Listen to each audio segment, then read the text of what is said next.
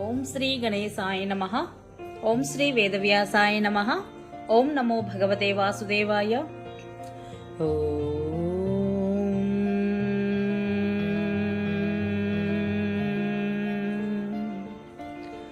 శుక్లాంబరధరం విష్ణుం శశివర్ణం చతుర్భుజం ప్రసన్నవదనం ధ్యాయేత్ సర్వవిఘ్నోపశాంతయే.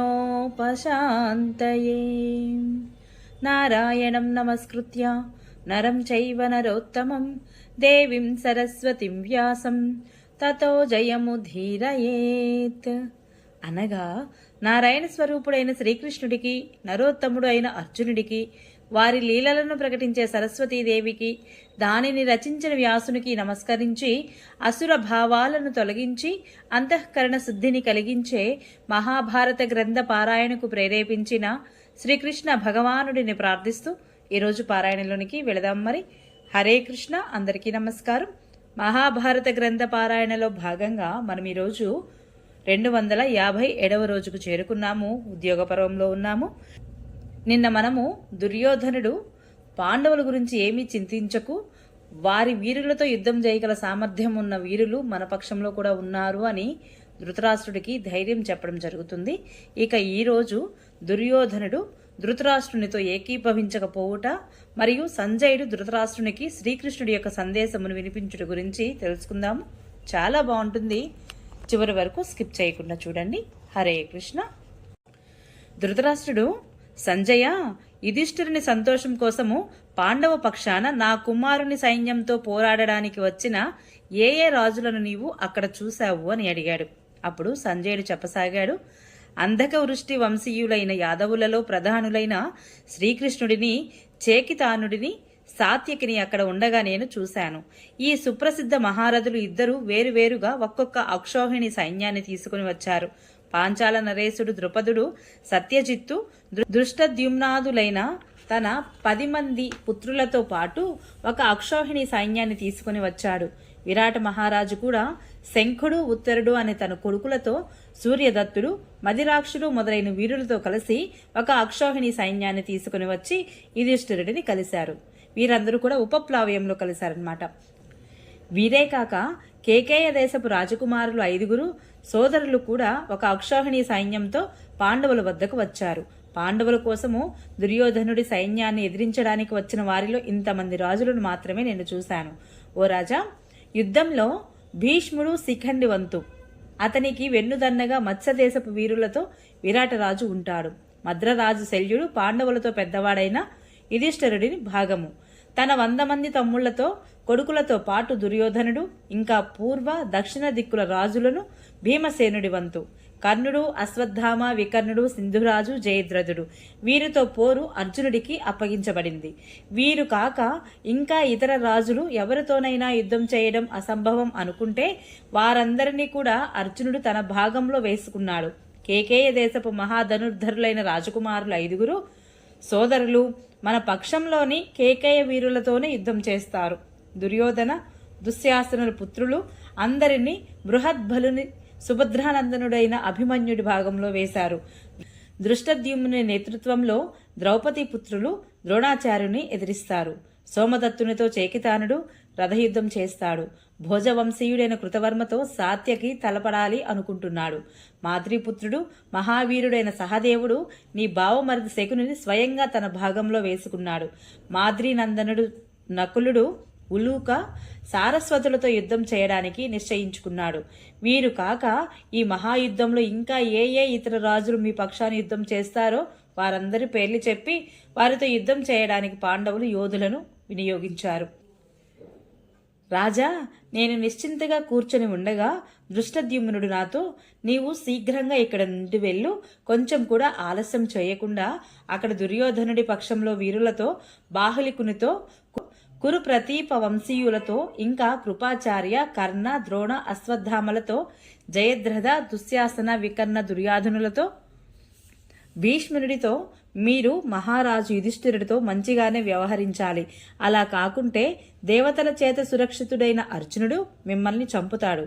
మీరు త్వరగా యుధిష్ఠిరునికి అతని రాజ్యాన్ని అప్పగించండి. లోకంలో సుప్రసిద్ధ వీరుడతడు. మీరు అతనిని క్షమించమని అడగండి. సవ్యసాచి అర్జునుడు వంటి పరాక్రమశాలి అయిన యోధుడు ఈ భూమిపై మరొకడు లేడు. గాంధీవధారి అయిన అర్జునుడి రథాన్ని దేవతలు రక్షిస్తున్నారు. మనుష్యులెవ్వరూ అతనిని జయించలేరు. కాబట్టి మీరు యుద్ధం గురించి ఆలోచించకండి అని వెళ్ళి చెప్పు అన్నాడు. ఇది విన్న ధృతరాష్ట్రుడు, దుర్యోధన, నీవు యుద్ధం గురించి ఆలోచన మానుకో. మహాపురుషులు యుద్ధం ఏ దశలోనూ మంచిది కాదని చెబుతారు. కాబట్టి నాయనా, నీవు పాండవులకు వారి యథోచిత భాగాన్ని ఇవ్వు. నీకు నీ మంత్రులకు జీవించడానికి అర్ధరాజ్యం కూడా ఎక్కువే. చూడు, నాకైతే యుద్ధం ఇష్టం లేదు. బాహ్లికుడు కూడా యుద్ధపక్షంలో లేడు. భీష్ముడు, ద్రోణుడు, అశ్వత్థామ, సంజయుడు, సోమదత్తుడు, శల్యుడు, కృపాచార్యుడు కూడా యుద్ధం చేయడానికి ఇష్టపడడం లేదు. వీరు కాక సత్యవ్రతుడు, పురుమిత్రుడు, జయుడు, భూరిశ్రవుడు కూడా యుద్ధం వైపు లేరు. నాకు తెలుసు, నీవు కూడా ఈ యుద్ధం కోరుకొని చేయడం లేదు. కానీ పాపాత్ములైన కర్ణ, శకుని, దుశ్శాసనులు నీతో ఈ పని చేయిస్తున్నారు అన్నాడు దుర్యోధనుడితో ధృతరాష్ట్ర మహారాజు. అప్పుడు దుర్యోధనుడు, తండ్రి, మిమ్మల్ని గాని ద్రోణుడు, అశ్వత్థామ, సంజయుడు, భీష్ముడు, కాంబోజరాజు, కృపుడు, సత్యవ్రతుడు, పురుమిత్రుడు, భూరిశ్రవుడు వీరిని కాని లేక మీ ఇతర యోధులను కాని నమ్ముకొని పాండవులను యుద్ధానికి పిలవలేదు. ఈ యుద్ధంలో పాండవులను నేను, తమ్ముడు దుశ్శాసనుడు, కర్ణుడు మేము ముగ్గురమే సంహరిస్తాం. పాండవులను చంపి నేను ఈ భూమిని పాలిస్తానో లేక పాండవులే నన్ను చంపి దీనిని అనుభవిస్తారో నేను నా జీవితాన్ని, రాజ్యాన్ని, సంపదను అయినా విడిచిపెట్టగలను. కానీ పాండవులతో కలిసి జీవించడం నా వల్ల కాని పని. సూది మొన మోపినంత భూమి కూడా నేను పాండవులకు ఇవ్వలేను అన్నాడు. అప్పుడు ధృతరాష్ట్రుడు, బంధువులారా, నాకు మీ కౌరవులందరి గురించి చాలా విచారంగా ఉంది. దుర్యోధనుడిని నేను విడిచిపెట్టేశాను. కానీ అతనిని అనుసరిస్తున్న మూర్ఖులు కూడా యమలోకానికి పోతారు. పాండవుల ధాటికి కౌరవసేన వ్యధ చెందినప్పుడు మీకు నా మాట గుర్తుకు వస్తుంది. కానీ తిరిగి సంజయుడితో, సంజయ, మహాత్ములైన శ్రీకృష్ణార్జులు నీతో ఏమేమి చెప్పారో అవన్నీ నాకు చెప్పు అని వినాలని ఉంది. నాకు చాలా కోరికగా ఉంది అన్నాడు. అప్పుడు సంజయుడు మరలా ఈ విధంగా చెప్పసాగాడు. రాజా, కృష్ణార్జునులను ఏ స్థితిలో ఉండగా నేను చూశానో అది వినండి. ఆ వీరులు అన్న మాటలు కూడా మీకు నేను చెబుతాను. మహారాజా, మీ సందేశం వినిపించడానికి నేను నా కాలి వేళ్ల వంక చూస్తూ అతి జాగ్రత్తగా చేతులు జోడించుకొని వారి అంతఃపురానికి వెళ్ళాను. ఆ చోటికి అభిమన్యుడు, నకుల సహదేవులు కూడా వెళ్లారు. నేను అక్కడికి వెళ్లేసరికి శ్రీకృష్ణుడు తన పాదాలను అర్జునుడి ఒడిలో పెట్టుకుని కూర్చోవడము, అర్జునుడిని పాదాలు ద్రౌపది, సత్యభామల ఒడిలో ఉండడము చూశాను. నేను కూర్చోవడానికి అర్జునుడు నాకొక బంగారు పాదపీఠాన్ని ఇచ్చాడు. నేను దానితో చేతితో తాకి నేలపై కూర్చున్నాను. ఆ మహాపురుషులిద్దరూ ఒకే ఆసనంపై కూర్చోవడం చూసి నాకు చాలా భయం అనిపించింది. మందబుద్ధి అయిన దుర్యోధనుడు కర్ణుడి యొక్క ప్రగల్భాలకు లోబడి ఈ విష్ణువుతో, ఇంద్రునితో సమానమైన వీరుల స్వరూపాన్ని ఏమాత్రం తెలుసుకోలేకపోతున్నాడు అని అనుకోసాగాను. ఆ సమయంలో నాకు ఈ ఇద్దరు ఎవరి ఆజ్ఞకు బద్దులో ఆ ధర్మరాజు యుధిష్ఠిరుని మనస్సంకల్పము సఫలమవుతుంది అనే నిశ్చయము కలిగింది. అక్కడ అన్నపానాదులతో నాకు సత్కారం జరిగింది. ఆ తరువాత విశ్రాంతిగా కూర్చొని నేను చేతులు జోడించి వారికి మీ సందేశాన్ని వినిపించాను. దానిపై అర్జునుడు శ్రీకృష్ణుడి చరణాలకు ప్రణమిల్లి దానికి సమాధానం చెప్పమని అర్థించాడు. అప్పుడు భగవానుడు లేచి కూర్చున్నాడు. ప్రారంభంలో మృదువుగానే ఉన్నా క్రమక్రమంగా కఠిన పదాలతో నాతో ఇలా పలుకసాగాడు. సంజయ, బుద్ధిమంతుడైన ధృతరాష్ట్రుడు, కురువృద్ధుడైన భీష్ముడు, ఇంకా ద్రోణాచార్యులతో మా పక్షాన నీవు ఈ సందేశాన్ని వారికి వినిపించు. నీవు పెద్దలకు మా నమస్కారాలు చెప్పి పిన్నలను కుశలమడిగి, మీ నెత్తి మీదకు పెద్ద ఆపద వచ్చి పడింది కాబట్టి మీరు అనేక రకాలైన యజ్ఞాలను అనుష్ఠించండి, బ్రాహ్మణులకు దానాలివ్వండి, మీ భార్యాబిడ్డలతో కొద్ది రోజులు ఆనందంగా గడపండి అని చెప్పు. చూడు, తన ఒంటి మీద వస్త్రాన్ని లాగేటప్పుడు ద్రౌపది హే గోవిందా అని అంటూ ద్వారకావాసినైన నన్ను పిలిచింది. ఆ రుణభారం నా మీద మరింత ఎక్కువయింది. అది ఒక్క క్షణం కూడా నా మనసులో మరపుకు రావడం లేదు. ఆహా, నెత్తి మీద మృత్యువు తాండవిస్తూ ఉండకపోతే నేను తోడుగా ఉన్న అర్జునుడితో యుద్ధం చేయాలని ఎటువంటి మానవుడు ప్రార్థించగలుగుతాడు? రణభూమిలో అర్జునుడిని ఎదిరించగలవారు దేవతలు, అసురులు, మనుష్యులు, యక్షులు, గంధర్వులు, నాగులలో ఎవరూ కూడా నాకు కనిపించడం లేదు. విరాట నగరంలో అతడు ఒంటరిగానే కౌరవులందరిలో వణుకు పుట్టించాడు. వారు అటు ఇటు మాయమైపోయారు.